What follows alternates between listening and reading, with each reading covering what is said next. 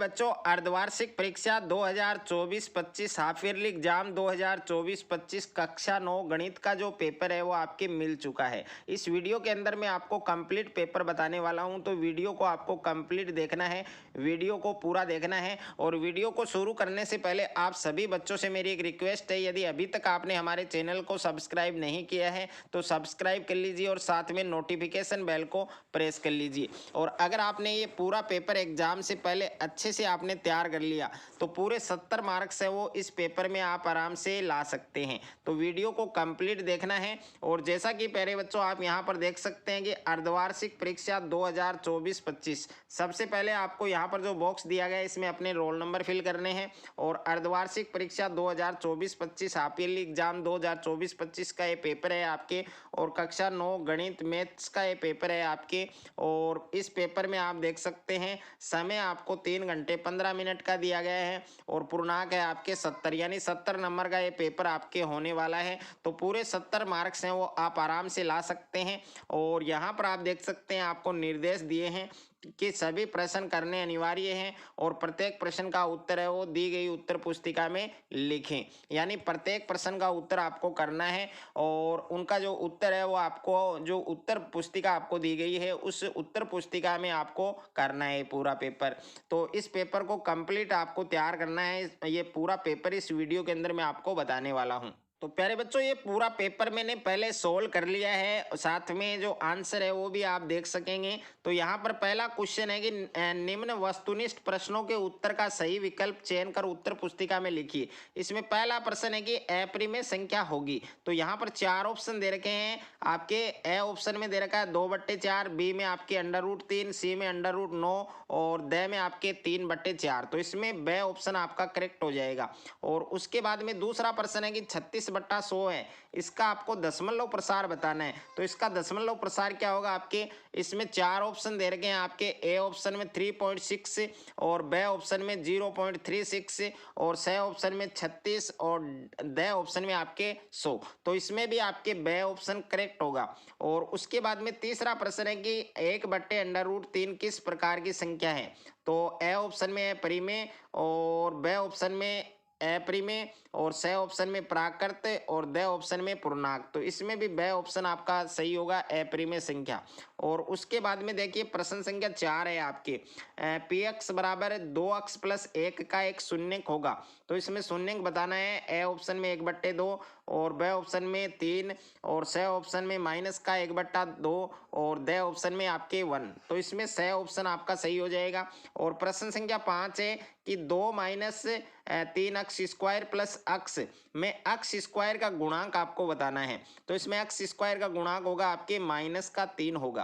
तो ब ऑप्शन आप देख सकते हैं, इसमें -3 आपका करेक्ट आंसर है। और प्रश्न संख्या 6 आपके कि बिंदु 3 और -4 में कोटि आपको बतानी है। तो इसमें कोटि होगी आपके -4 और भुज कितना है 3, ये आपसे पूछा जा सकता है। प्रश्न संख्या 7 है कि बिंदु 2 और 5 की वाई एक्स से दूरी आपको बतानी है।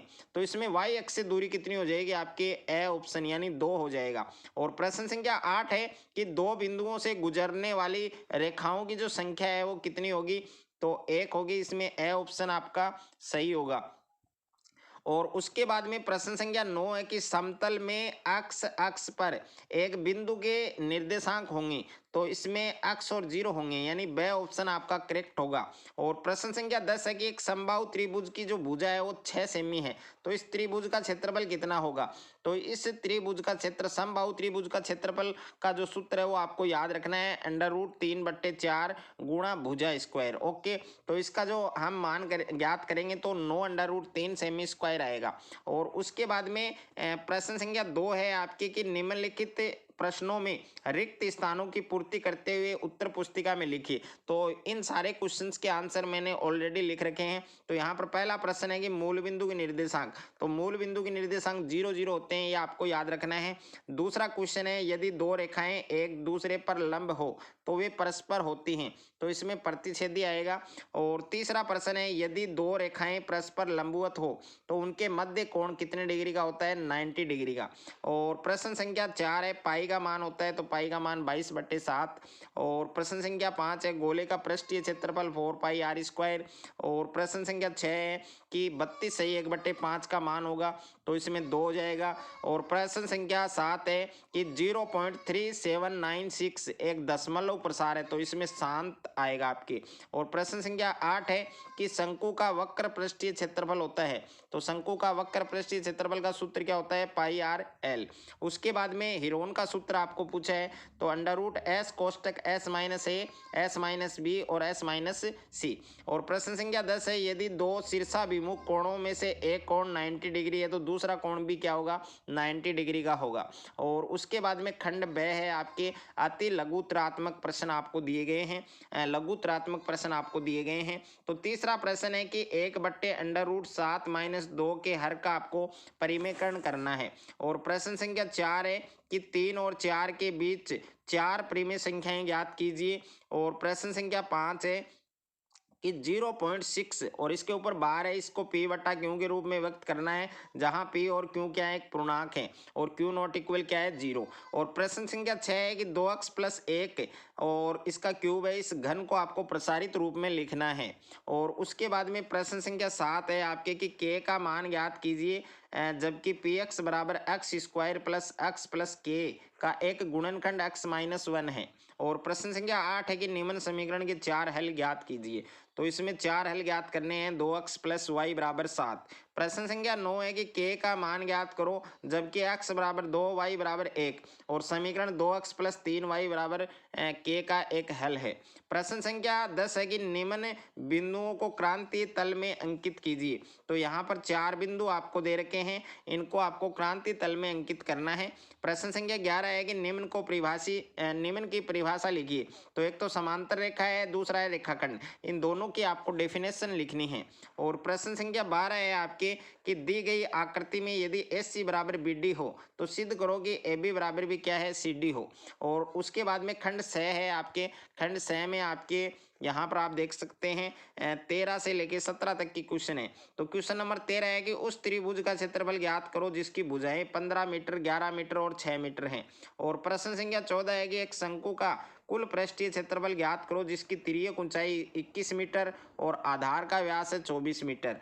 प्रश्न संख्या 15 है कि एक गोले का आयतन 36 पाई घन सेमी है, तो उसकी त्रिज्या ज्ञात करते हुए पृष्ठीय क्षेत्रफल भी ज्ञात करो। और प्रश्न संख्या 16 है कि उपयुक्त सर्व समीकरणों का उपयोग करके निम्नलिखित के गुणनखंड ज्ञात कीजिए, तो यहाँ पर 2 गुणनखंड दिए गए हैं आपको, दोनों को आपको करना है। और प्रश्न संख्या 17 है कि शंकु के आकार के उस बर्तन की लीटर में धारिता यानी उसका आयतन ज्ञात करना है जिसकी ऊंचाई 12 सेमी और तिर्यक ऊंचाई 13 सेमी है। इसके अथवा में प्रश्न है कि व्यास 10.5 सेमी वाले एक अर्ध गोलाकार कटोरे में कितने लीटर दूध आ सकता है। और उसके बाद में निम्नात्मक प्रश्न है, तो यहाँ पर प्रश्न संख्या 18 है, इसका गुणनखंड करना है आपको, इसमें 2 दिए गए हैं, दोनों का गुणनखंड करना है। और इसके अथवा में अगर आप ये इसको सरल करना है तो इसमें टोटल कितने क्वेश्चन दिए गए हैं? 5। ओके, तो ये अथवा वाला भी अगर आप करना चाहते हैं तो कर सकते हैं, दोनों में से एक क्वेश्चन आपको करना है। प्रश्न संख्या 19 है कि किसी त्रिभुज की भुजाओं का अनुपात 12:17:25 है, तो उसका परिमाप 540 सेमी है, तो इस त्रिभुज का क्षेत्रफल हमें ज्ञात करना है। और अथवा में एक लंबवर्तीय शंकु का आयतन 9856 सेमी क्यूब है, इसके आधार का व्यास 28 सेमी है, तो शंकु का वक्र पृष्ठीय क्षेत्रफल ज्ञात करो। प्रश्न संख्या 20 है कि एक राज्य की विधानसभा के चुनाव में विभिन्न राजनीतिक पार्टियों द्वारा जीती गई सीटों के परिणाम नीचे दिए गए हैं, तो राजनीतिक पार्टी है और नीचे है जीती गई सीटें। आपको करना क्या है? मतदान के परिणामों को निरूपित करने वाला एक दंड आलेख आपको खींचना है। और अथवा में प्रश्न दे रखा है, ये जो टेबल आपकी बनी हुई है, इस टेबल में आप देख सकते हैं मेरे बच्चों, यहाँ पर ये जो टेबल बनी हुई है, इस टेबल में आपको ऊपर दिए हुए आंकड़ों का एक बारंबारता बहुभुज आपको खींचना है। तो ये पूरा पेपर इस वीडियो के अंदर मैंने आपको दिया है। अगर आपको ये वीडियो अच्छा लगे तो वीडियो को आप ज़्यादा से ज़्यादा बच्चों के साथ शेयर करें, ज़्यादा से ज़्यादा वीडियो को लाइक करें, और चैनल पर आप नए हैं तो चैनल को आप सब्सक्राइब कर लीजिए और साथ में नोटिफिकेशन बेल को प्रेस कर लीजिए।